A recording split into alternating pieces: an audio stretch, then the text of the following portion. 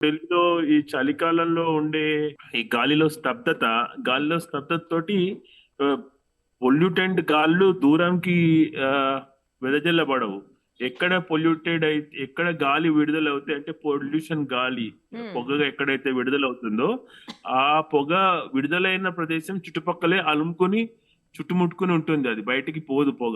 Okay. So ఇలాంటి సమస్య మనం ఈ పొల్యూటెడ్ ఏరియాస్ లో మనకి కనిపిస్తూ ఉంటుంది. ఓకే. పొల్యూటెడ్ ఇండస్ట్రీ ఉన్న ఏరియాలో కూడా కనిపిస్తుంటుంది. హ్మ్. ఇటు వచ్చి ఢిల్లీలో మెయిన్ సెంట్రల్ ఏరియాస్ లో ఢిల్లీ చుట్టుపక్కల కూడా పొల్యూటెడ్ ఇండస్ట్రీని అక్కడి నుంచి తరిమేశారు కాబట్టి అక్కడ పొల్యూషన్ ఇండస్ట్రీ నుంచి వచ్చే అవకాశం లేదు. ఎక్కువ మటుకు పొల్యూషన్ వాళ్ళకి ఈ ఆ, వాహనాల నుంచే వస్తోంది. ఓకే.